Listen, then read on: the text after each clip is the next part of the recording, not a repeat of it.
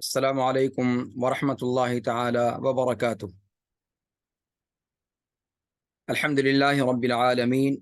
والصلاة والسلام علی اشرف الانبیاء و امام المرسلین نبینا وقدوتنا محمد بن عبد اللہ الامین وعلی آلہ وصحبہ الغر المیامین ومن تبعہم وتابعیہم بإحسان الی یوم الدین، اما بعد۔ اعوذ باللہ السمیع العلیم من الشیطان الرجیم من حمزہ ونفخہ ونفثہ، بسم اللہ الرحمن الرحیم۔ وَأَتِمُّوا الْحَجَّ وَالْعُمْرَةَ لِلَّهِ، وقال تعالی الحج أشهر معلومات فمن فرض فيهن الحج فلا رفث ولا فسوق ولا جدال في الحج۔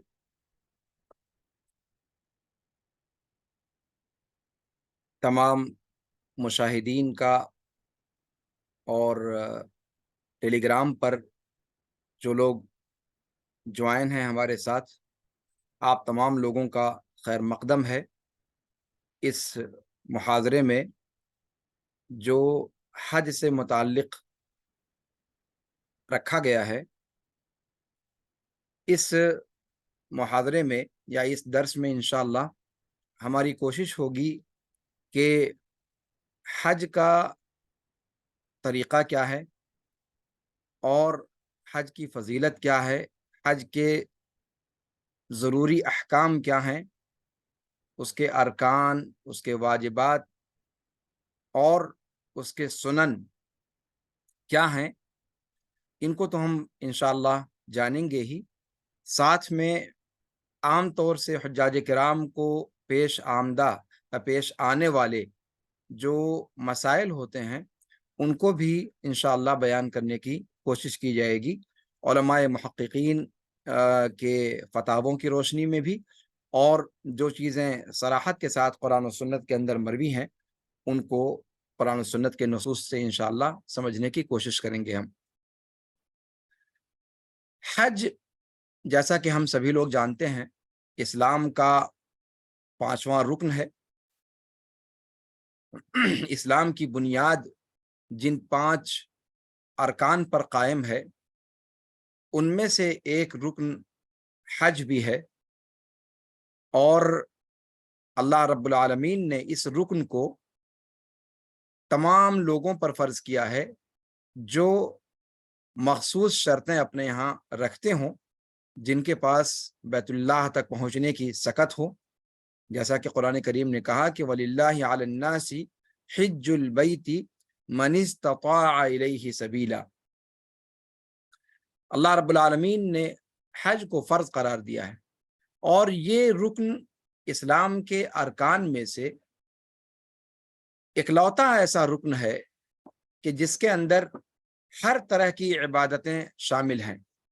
خواہ وہ مالی عبادت ہو، خواہ وہ بدنی عبادت ہو، یعنی دونوں کا مجموعہ ہے یہ۔ اس عبادت کی انجام دہی میں انسان کو ضروری ہے کہ وہ صحت مند، تندرست و توانا ہو، اور اسی لیے سلف اس بات پر زور دیتے ہیں کہ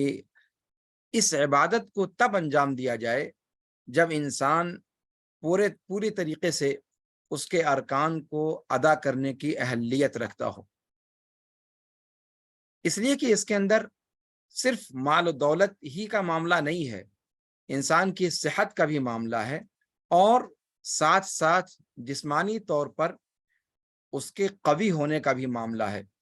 اگر انسان اپنی عمر کے آخری اسٹیج پر اس فرض کی ادائیگی کا قصد کرتا ہے تو پھر کہیں نہ کہیں وہ اس میں کوتاہی کا مرتکب ہوگا، اس لیے کہ اس کے اندر جتنی بھاگ دوڑ کرنی پڑتی ہے، جتنی مشقت اٹھانی پڑتی ہے، جسمانی طور پر جتنا زیادہ انسان کو بھاگ دوڑ کرنی پڑتی ہے، یہ عمر رسیدہ افراد کے بس کا روگ نہیں ہے۔ وہ حج کے لیے اگر نکلیں تو حج کر تو لیں گے، لیکن ان کا حج مکمل طور پر سنت کے مطابق ہو، ارکان اور واجبات اور سنن کی ادائیگی کے ساتھ ہو، ایسا بہت مشکل ہے۔ اسی لیے کوشش یہ ہونی چاہیے کہ حج جیسی عظیم عبادت کو، جو انسان کے اوپر زندگی میں صرف ایک بار فرض ہے، اگر استطاعت ہو تب، وہ بھی زندگی میں صرف ایک بار فرض ہے، حجۃ الاسلام جسے کہا جاتا ہے، وہ ہر مسلمان پر جو عاقل بالغ ہو اور آزاد ہو اور اس کے اوپر اس کی استطاعت رکھتا ہو، اس کے اوپر زندگی میں ایک بار فرض ہے۔ تو جب یہ زندگی میں صرف ایک بار فرض ہے تو ہمیں کوشش کرنی چاہیے کہ اس عبادت کو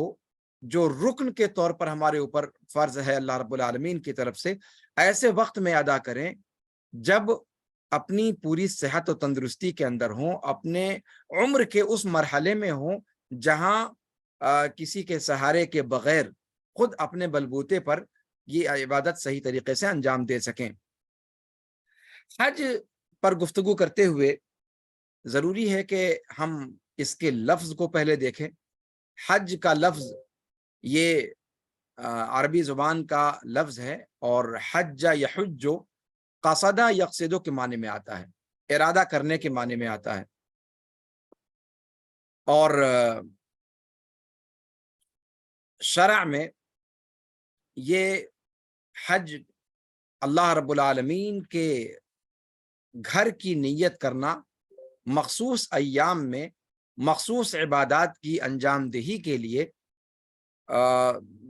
اس کو حج کہا جاتا ہے۔ عام فہم الفاظ میں حج کے تعلق سے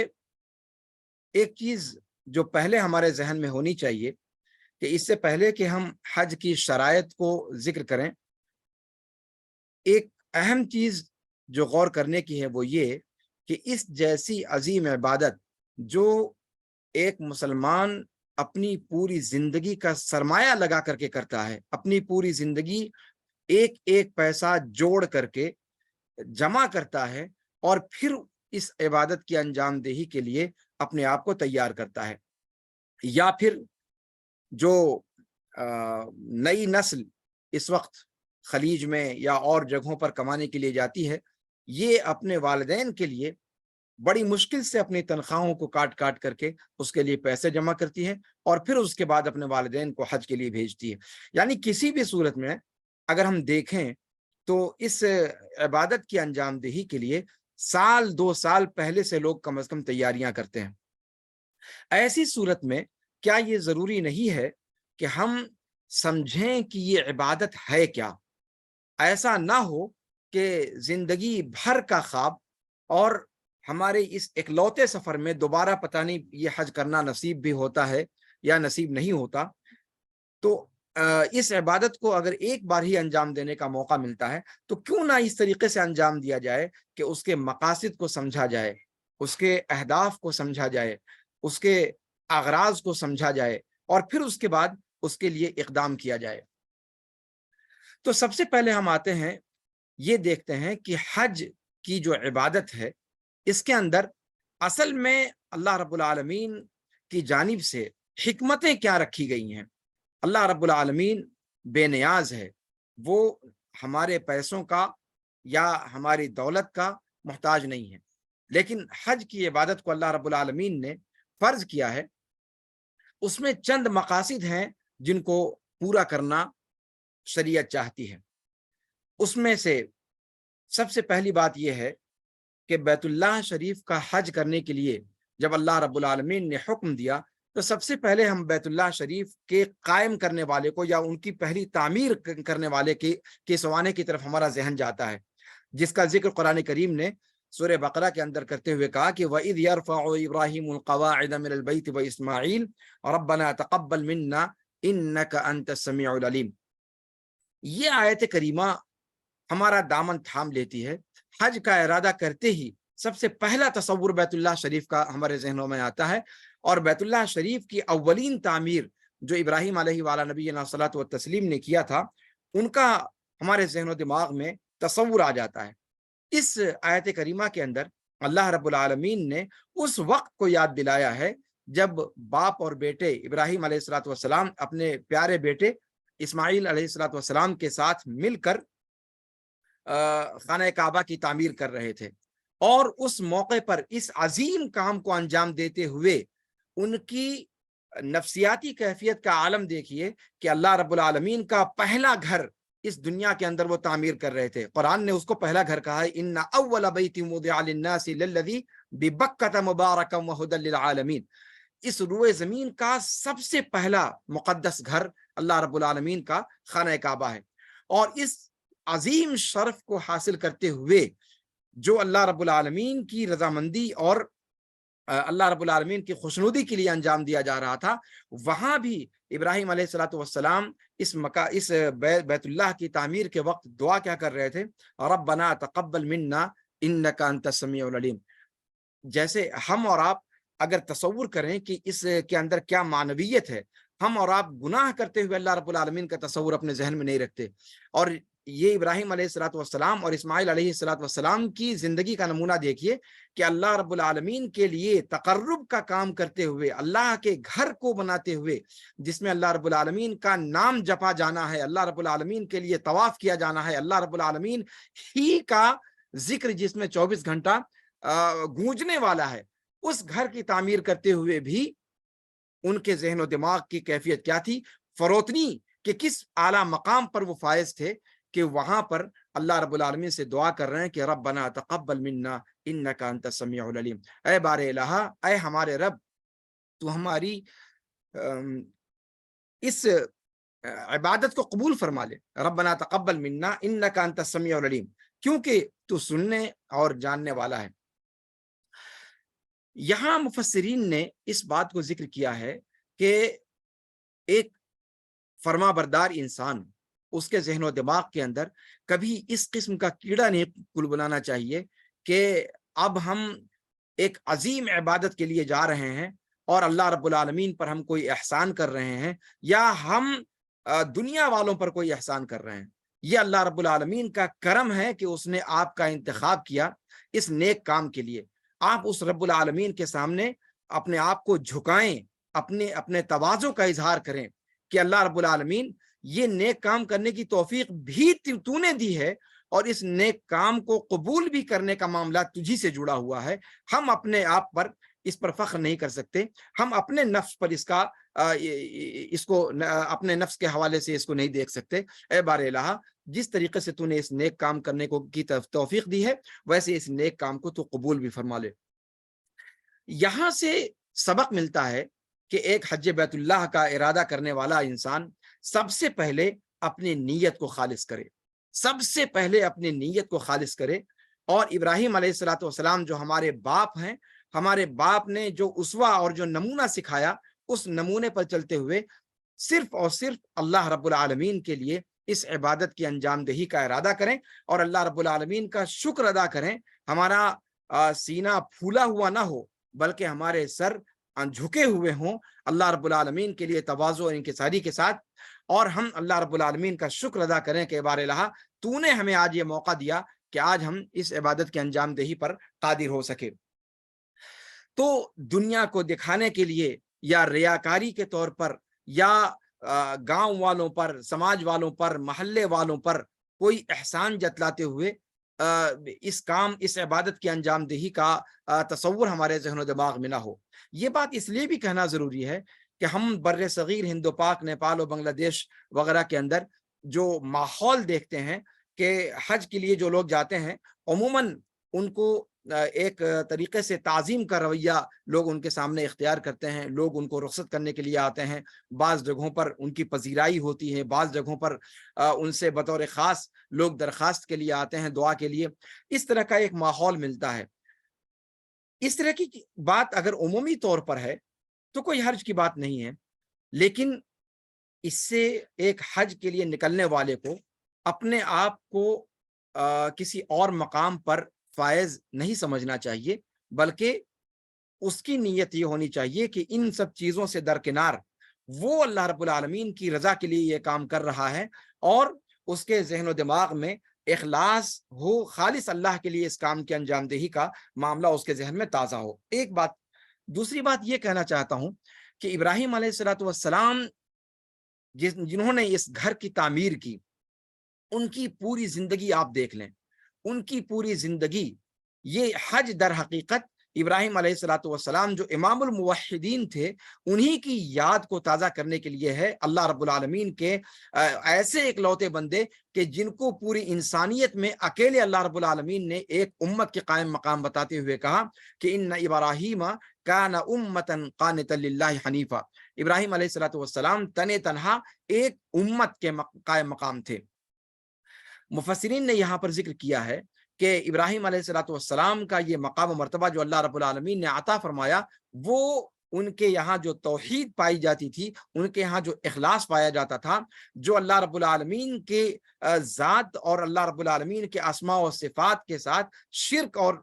शराकत से बरात का जो ऐलान उनके यहाँ बरमला पाया जाता था, बबांगे दुहल पाया जाता था, उस चीज़ ने उनको इस मकाम पर पहुँचाया। इमामुल मुवहिदीन की याद में हम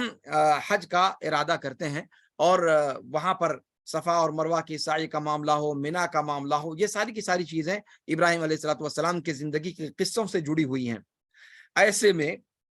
हज का जब हम इरादा करते हैं तो गोया एक तरीके से इस बात का ऐलान कर रहे होते हैं कि हम इब्राहिम अलैहिस्सलाम की ज़िंदगी को अपने लिए आइडियल मानते हैं। और इब्राहिम अलैहिस्सलाम की ज़िंदगी को अगर आइडियल मानते हैं तो फिर हमारी ज़िंदगी में शिर्क या शिर्क से जुड़ी हुई कोई चीज़ नहीं होनी चाहिए। ये सबसे बुनियादी शर्त है जो एक हाजी को समझना चाहिए।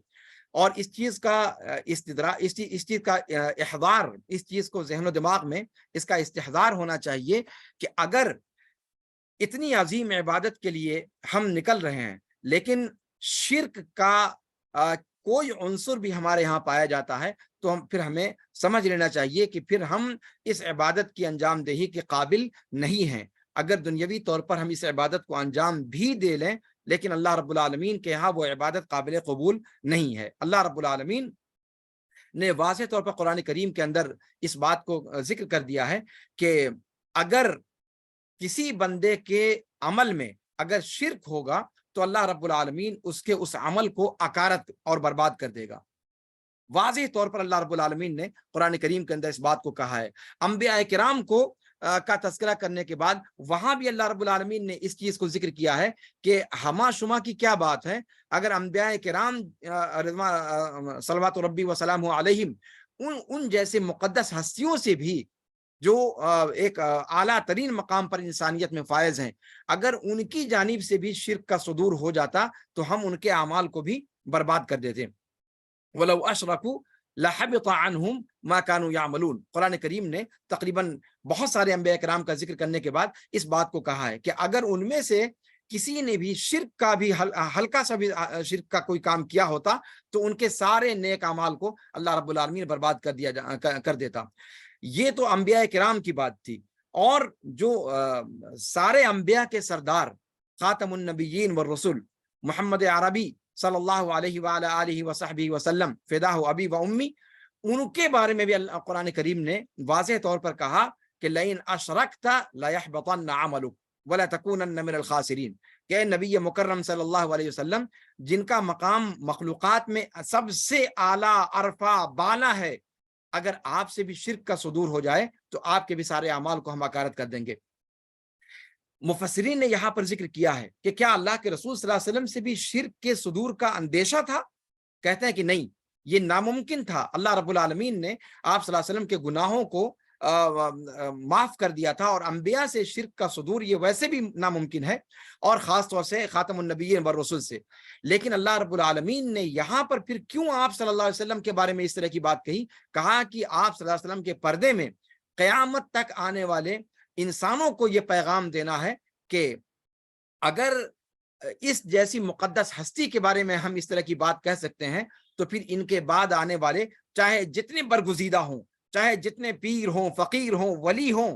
कितने ही पहुंचे हुए अल्लाह वाले हों, अगर उनसे इस किस्म का सुदूर होगा, अगर इस तरह की शिर्क का सुदूर होगा तो उनको हम कैसे छोड़ेंगे? यहां पर यह पैगाम देना मकसद है। तो हज के लिए निकलने से पहले सबसे पहले अल्लाह के लिए شرک اور شرک کے جتنے مظاہر ہیں ان سے اپنے آپ کو پاک و صاف کر لیں۔ اگر ہم شرک کو لے کر کے یا شرک کے کچھ کاموں کا بھی ساتھ میں ارادہ کر کے نکلتے ہیں، اگر ہم یہ ارادہ کرتے ہیں کہ ہم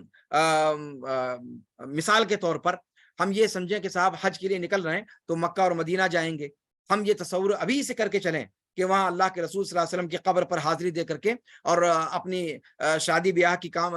کے مطالبے کو منوائیں گے، یا اپنے قرض کی ادائیگی کے مطالبے کو منوائیں گے، یا ہم بیمار ہیں اپنی شفایابی اللہ کے رسول صلی اللہ علیہ وسلم کے روضے مبارک پر جا کر کے مانگیں گے۔ نعوذ باللہ، اس قسم کا اگر کوئی تصور ہمارے ذہن و دماغ میں ہے، یقین مانیے قبر والے سے مانگنا یہ کھلم کھلا شرک ہے۔ اگر اس قسم کا کوئی تصور ہمارے ذہن و دماغ کے اندر حج کے لیے نکلنے سے پہلے سے موجود ہے تو یقین مانیں کہ ہمارا حج پھر ہمیں کوئی فائدہ نہیں پہنچا سکتا، اور کھلم کھلا شرک کا جو ہے ہمارے ساتھ معاملہ ہو سکتا ہے۔ اللہ رب العالمین ہمارا انجام پھر کیا کرے گا ہم نہیں جانتے۔ اس لیے اس قسم کی کوئی بھی نیت آپ یہاں سے نہ کریں، خالص بیت اللہ شریف کا قصد کیجیے، صرف اللہ رب العالمین کے گھر میں حاضری دینے کا ارادہ بنائیے، اور وہاں جا کر کے اللہ رب العالمین نے جس طریقے سے اس عبادت کو، اس کے ارکان کو فرض کیا ہے، ان ارکان کی ادائیگی کے لیے مکمل طور پر مزاج بنا کر کے جائیے، اور پھر اس عبادت کی انجام دہی کیجیے۔ تو شرک اور شرک کے مظاہر سے اپنے آپ کو پاک و صاف کرنا یہ سب سے زیادہ ضروری ہے۔ اسی طریقے سے شرک سے بیزاری ہونی چاہیے ہمارے یہاں، توحید کا کیا نام ہے، توحید کی تعلیم کو سامنے رکھنا ضروری ہے، اور یہ چیز قرآن کریم کی آیت بھی کہتی ہے کہ وَأَتِمُّ الْحَجَّ وَالْعُمْرَةَ لِلَّهِ۔ قرآن کریم میں سورہ بقرہ میں اللہ رب العالمین نے فرمایا کہ وَأَتِمُّ الْحَجَّ وَالْعُمْرَةَ لِلَّهِ، کہ حج کو اور عمرہ کو خالص اللہ کے لیے مکمل کرو۔ یہاں پر شارحین نے اس بات کو ذکر کیا ہے کہ اللہ تعالیٰ نے یہ بات نماز کے لیے نہیں کہی،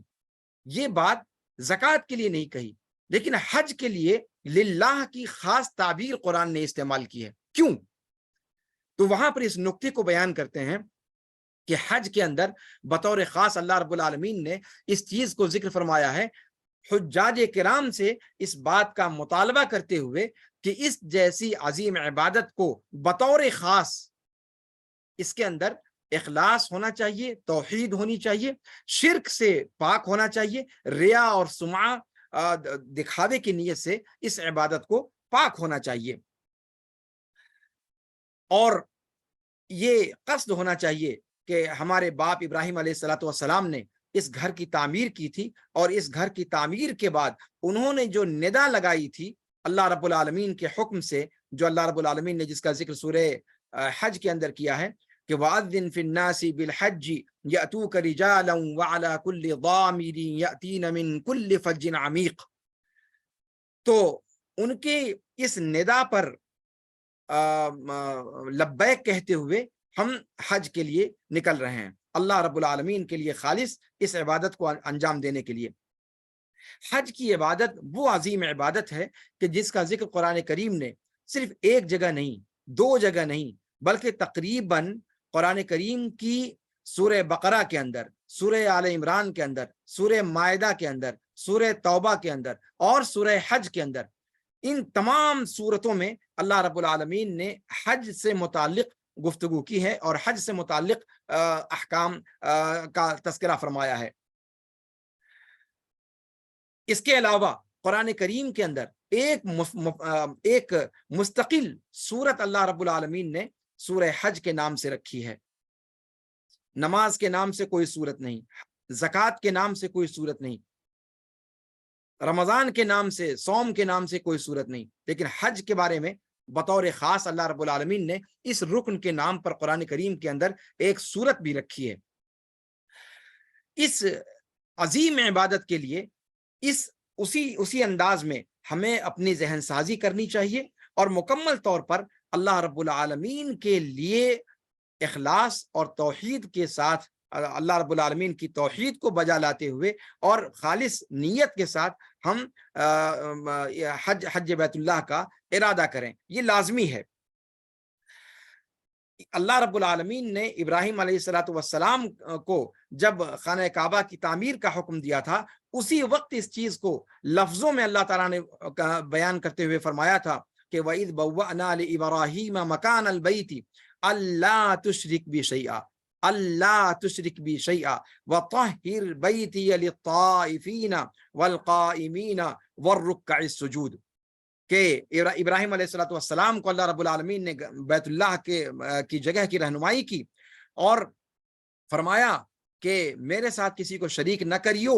اور میرے گھر کو پاک و صاف کر دیجو، کس کے لیے؟ طواف کرنے والوں کے لیے، قیام کرنے والوں کے لیے، رکوع اور سجدہ کرنے والوں کے لیے، یعنی صرف اور صرف خالص اللہ کے لیے عبادت کرنے والوں کے لیے اس گھر کو پاک و صاف کر دیجو۔ تو یہ حکم اللہ رب العالمین نے خانہ کعبہ کی تعمیر سے پہلے دیا تھا، یعنی وہ توحید کی بنیاد پر ہی قائم جگہ ہے، وہاں پر اگر ہم زندگی میں ایک بار وہاں کا قصد کر کے جاتے ہیں اور شرک کی آمیزش ہمارے ذہن و دماغ میں ہے تو یقین مانیں کہ آپ خود تصور کر سکتے ہیں کہ آپ کی عبادت کس طریقے سے اللہ رب العالمین کے ہاں قبول ہو سکتی ہے۔ اس لیے کسی قسم کے دھوکے میں نہ پڑیں، حج بیت اللہ کا جب ارادہ کریں تو صرف حج بیت اللہ کا ارادہ ہو، ساتھ میں کسی مزار کا، ساتھ میں کسی درگاہ کا، ساتھ میں کسی قبر کا، ساتھ میں کسی پیر کا، کسی فقیر کا، کسی بزرگ کا کی زیارت کا کوئی قصد ہمارے اس میں نہ ہو، صرف اور صرف اللہ رب العالمین کے گھر کا قصد کر کے ہم نکلیں اور اس عبادت کی انجام دہی کی نیت ہی سے نکلیں۔ یہ نہ ہو کہ ہم ابھی سے اپنے آپ کو سمجھنے لگے کہ ہم حاجی صاحب ہو گئے۔ ایک مصیبت ہمارے یہاں یہ بھی ہے کہ اس عبادت کے انجام دہی سے پہلے ہی لوگ یہ ٹائٹل اپنے ساتھ لگا لیتے ہیں، حاجی فلان، حاجی فلان۔ یہ کہنا بھی یہ صرف ہمارے یہاں کی یہ ایک رسم ہے، ورنہ عام طور سے دنیا میں اور جگہوں پر اس طرح کی چیز نہیں دیکھنے میں آتی کہ اگر حج کر لیا ہے تو وہ اپنے نام کے ساتھ حاجی کا ٹائٹل لگائے۔ اس میں بھی کہیں نہ کہیں خود نمائی کا ایک پہلو سامنے دکھتا ہوا محسوس ہوتا ہے اور ہمیں اس سے اجتناب کرنے کی ضرورت ہے۔ امام شافعی رحمہ اللہ نے اللہ رب العالمین کی اس قول پر کہ اللہ تعالیٰ نے فرمایا وَأَتِمُّ الْحَجَّ وَالْعُمْرَةَ لِلَّهِ، امام شافعی رحمہ اللہ نے فرمایا کہ اللہ رب العالمین نے یہاں پر حج کے بارے میں اور عمرے کے بارے میں کہا کہ وہ صرف اللہ کے لیے انہیں مکمل کرو، جبکہ یہ حکم اللہ کے لیے بطور خاص مکمل کرنے کا جو حکم ہے، یہ حکم اللہ تعالیٰ نے نماز کے لیے یا زکوٰۃ کے لیے نہیں دیا۔ کیوں؟ کہتے ہیں کہ اس لیے کہ اس میں بطور خاص پیغام دینا یہ مقصد ہے کہ حج کی عبادت جاہلی دور میں بھی انجام دی جاتی تھی اور حج کے بعض افعال بعض بتوں کے لیے انجام دیا کرتے تھے مشرکین مکہ، تو ان چیزوں سے اللہ رب العالمین نے روکا اور کہا کہ یہ عبادت تمام کے تمام مرحلوں میں، اپنے پہلے مرحلے سے لے کر اپنے آخری مرحلے تک خالص اللہ کے لیے ہو، اللہ رب العالمین کے ساتھ کسی اور کی آمیزش یا کسی اور کی نیت اس میں شامل نہ ہو۔ اور جب کسی اور کی نہ شامل ہو تو پھر آپ تصور کر سکتے ہیں کہ کسی اور میں کون کون ہستیاں آ سکتی ہیں۔ اس لیے اور یہ کسی کی توہین نہیں ہے، بلکہ مخلوقات کو اپنے درجے پر رکھنا اور خالق کا جو مقام ہے، خالق کے مقام کے سامنے کسی مخلوق کو اس کے ہمسر قرار نہ دینا، یہ اصل مقصود ہے۔ یہاں یہ مقصود نہیں کہ کسی شخصیت کی توہین ہے۔ اللہ رب العالمین ہمیں اس سے محفوظ رکھے اور غلو اور مبالغے سے اللہ رب العالمین ہمیں اپنی پناہ میں رکھے۔ تو یہ پہلی چیز ہو گئی کہ حج کی عبادت کے لیے جب ہم قصد کریں تو سب سے پہلے ہمیں اپنے آپ کو شرک کے مظاہر سے، ریا سے، سمعہ سے پاک اپنے آپ کو ہمیں کرنا چاہیے اور توحید اور اخلاص کے ساتھ اس کی نیت کرنی چاہیے۔ دوسری بات یہ کہ حج کی جو عبادت ہے، یہ عبادت در حقیقت اللہ رب العالمین کے لیے بندگی کے کمال اظہار کے لیے اللہ رب العالمین نے حج کو فرض کیا ہے۔ حج کی عبادت یہ ایک بندے کی جانب سے کمال بندگی کے اظہار کے لیے اللہ رب العالمین نے اس کو رکھا ہے۔ اس کے اندر آپ دیکھیں نا، شروع سے آپ دیکھیں کہ کس طریقے سے ایک بندہ اللہ رب العالمین کے فرمان پر سر تسلیم خم کرتے ہوئے وہ اتنے لمبے سفر کا ارادہ کرتا ہے، وہ اپنے ملک کے، اپنے کلچر کے، اپنے علاقوں کے لباس سے کنارے ہو کر صرف ایک لباس کو اختیار کرتا ہے، 2 چادروں میں اپنے آپ کو لپیٹ کر وہ اس عبادت کی انجام دہی کے لیے اللہ رب العالمین کی بارگاہ میں حاضری کا مزاج بناتا ہے، اللہ رب العالمین کے گھر کے طواف کا ارادہ بناتا ہے، صفا اور مروہ کی سعی کا قصد کرتا ہے، عرفہ میں وقوف کا، عرفات میں قیام کا جو ہے وہ ارادہ بناتا ہے۔ یہ ساری کی ساری چیزیں وہ کرتا کیوں ہے؟ صرف اللہ رب العالمین کے حکم کو پورا کرنے کے لیے اور رسول پاک صلی اللہ علیہ وسلم کی سنت کی سنت پر عمل کرتے ہوئے اور آپ صلی اللہ علیہ وسلم کے اقتداء کو بروئے کار لاتے ہوئے اس چیز کو وہ کرنے کی کوشش کرتا ہے۔ اس کا مطلب یہ ہوا کہ حج کی جو عبادت ہے وہ اللہ رب العالمین کی بندگی کو کمال درجے میں ظاہر کرنے کے لیے رکھی گئی ہے۔ اس کا ایک عظیم مقصد یہ ہے کہ انسان کمال عبودیت اللہ رب العالمین کے لیے اس کے ذریعے سے ظاہر کرے۔ اب انسان اپنے آپ کو متواضع بنا کر کے اللہ رب العالمین کی وحدانیت کی تعظیم بجا لاتے ہوئے وہ اس چیز کو کرتا ہے۔ یہاں پر بعض علماء نے ذکر کیا ہے کہ اور عبادتوں میں اور حج میں ذرا سا فرق ہے۔ اور عبادتوں میں مثال کے طور پر نماز کی عبادت ہے، نماز کی عبادت میں انسان یہ سمجھتا ہے کہ رکوع کر رہا ہے، سجدہ کر رہا ہے، اللہ رب العالمین کے لیے تواضع کا اظہار ہے۔ اسی طریقے سے زکوٰۃ دیتا ہے تو زکوٰۃ اس کے اندر مال کی دولت کو مال کی جو محبت ہے اس کو کم کرنے کے لیے اور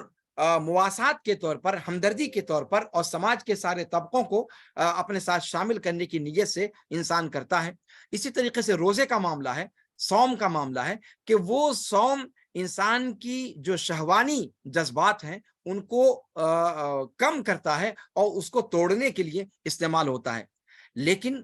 حج کا جو معاملہ ہے اس کے اندر صفا اور مروہ کے درمیان دوڑ لگانی ہے، اسی طریقے سے مشاعر مقدسہ میں ایک جگہ سے دوسری جگہ جانا ہے۔ اس طریقے کی چیزوں میں بظاہر انسان کے ذہن و دماغ میں یہ چیز اس کی حکمت سمجھ میں نہیں آتی، لیکن یہاں پر انسان اس کو انجام دیتا ہے، کس لیے؟ صرف اس لیے کہ یہ اللہ رب العالمین کا حکم ہے۔ تو اللہ رب العالمین کے حکم کو صرف سامنے رکھتے ہوئے وہ ان چیزوں کا انجام دیتا ہے، اور یہاں سے انسان کے کمال عبودیت کو ہم سمجھ سکتے ہیں کہ کس طریقے سے اس عبادت میں اللہ رب العالمین کے لیے کمال بندگی کا اظہار ہوتا ہے۔ اسی طریقے سے حج کا ایک تیسرا عظیم مقصد یہ ہے کہ اپنے ضمیر کو، اپنے نفس کو، اپنی طبیعت کو جو بری چیزیں ہیں، برے اخلاق ہیں، ان سے اپنے آپ کو پاک کرنا۔ اللہ رب العالمین نے قرآن کریم میں جہاں پر حج کا تذکرہ فرمایا ہے وہاں پر اللہ رب العالمین نے فرمایا الحج اشہر معلومات فمن فرض فیہن الحج فلا رفث ولا فسوق ولا جدال فی الحج، کہ حج کے معلوم و متعین مہینے ہیں اور جو بھی شخص جس پر بھی حج فرض ہوا اسے چاہیے کہ وہ آپس میں لڑائی جھگڑے سے، گالی گلوچ سے، عورتوں کی قربت سے اور ان تمام چیزوں سے اپنے آپ کو حج کے اندر روکے رکھے۔ وما تفعلوا من خیر یعلمہ اللہ، اور جو بھی تم بھلائی کرو گے اللہ رب العالمین اسے جانتا ہے۔ تو یہ جو حکم اللہ رب العالمین نے دیا، گویا یہ حج کے عظیم ترین مقاصد میں سے ایک مقصد ہے کہ انسان حج کے دوران مشاعر مقدسہ میں جب وہ رہتا ہے تو اس پورے دوران خواہ وہ عمرے کی حالت میں ہو یا حج کی حالت میں ہو، اسے اپنی زبان کو کنٹرول کرنا ہے، اسے اپنی نگاہ کو کنٹرول کرنا ہے، اسے اپنے ہاتھوں کو، اپنے پیروں کو کنٹرول کرنا ہے۔ نہ وہ یاوہ گوئی کر سکتا ہے، نہ وہ بکواس کر سکتا ہے، نہ وہ سب و شتم کر سکتا ہے، نہ وہ غیبت اور چغلی اور بہتان تراشی کر سکتا ہے، اور نہ ہی اسے اس سلسلے میں جو ہے کوئی سستی برتنی چاہیے۔ تو یہاں سے گویا حج کے ان دنوں کے اندر اتنی سختی برتی جاتی ہے کہ انسان ان اخلاق مذمومہ سے اپنے آپ کو پاک و صاف کر لے. اور یہ ٹریننگ اس لیے نہیں دی جاتی کہ صرف انسان اتنے ہی دنوں تک ان چیزوں سے رکا رہے, اس کے بعد کھلا ہوا سانڈ بن جائے. نہیں, بلکہ تعلیم اور تدریب کا مقصد یہ ہے, ٹریننگ کا مقصد یہ ہے کہ وہاں سے ٹریننگ لے کر کے آنے کے بعد کی زندگی اس کی پہلی زندگی سے الگ ہو جائے, اور اس کے اندر یہ جو بیمار اخلاق پائے جاتے ہیں, غیر صحت مندانہ جراثیم جو اس کے ہاں پائے جاتے ہیں, اس سے وہ اپنے آپ کو پاک کر چکا ہو. یہ حج کا ایک اور عظیم مقصد ہے کہ جانے سے پہلے اپنے آپ کو ذہنی طور پر تیار کرے, اور ان جو اخلاقی برائیاں ہیں, یہ جو وائرسز ہیں, ان سے انسان اپنے ذہن و دماغ کو پاک و صاف کر لے, حج کے لیے نکلنے سے پہلے اور حج کے دوران بھی, اور اس کے بعد پھر حج کے دوران اس کے ٹریننگ لینے کے بعد حج کے بعد والی زندگی بھی اس کی اس سے الگ ہونی چاہیے جو اس کی پہلی زندگی تھی. حج کے مقاصد میں سے ایک اہم مقصد یہ ہے کہ حج انسان کو آخرت کی تیاری کے لیے تیار کرتا ہے, آخرت کی تیاری کے لیے اس دنیا میں ابھارتا ہے. انسان جب حج کے لیے نکلتا ہے, جب وہاں پر جاتا ہے, تو وہاں پر جانے کے بعد پوری دنیا سے انسانوں کا ٹھاٹھے مارتا ہوا سمندر اس کی نگاہوں کے سامنے ہوتا ہے, جو سارے کے سارے ایک لباس میں, ایک حیت میں, ایک انداز میں, ایک تواضع, ایک کیفیت میں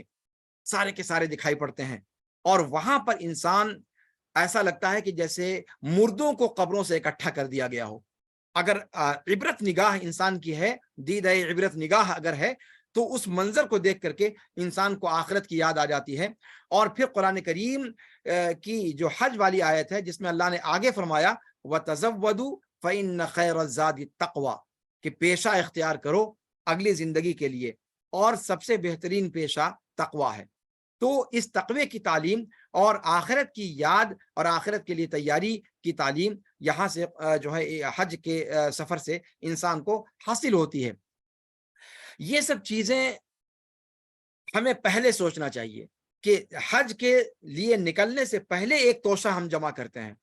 زندگی بھر کی کمائی, جیسا کہ میں نے شروع میں کہا کہ اپنے پیسے کاٹ کاٹ کر کے, اپنے خون جگر سے کمائے ہوئے پیسوں کو بٹور بٹور کر کے, جمع کر کر کے اس کو رکھتے ہیں, یا ہمارے بچے ہمارے لیے رکھتے ہیں, اور اس طریقے سے اس عبادت کی انجام دہی کے لیے توشہ جمع کر کے ہم بیت اللہ شریف کا قصد کرتے ہیں.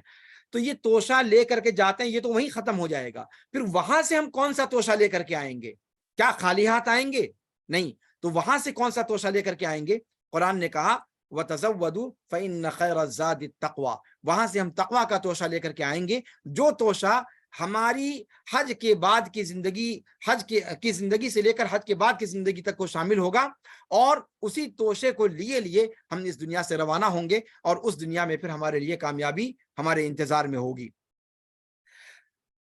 اس کے علاوہ اس حج کے اندر ایک اور جو مقصد ہے عظیم,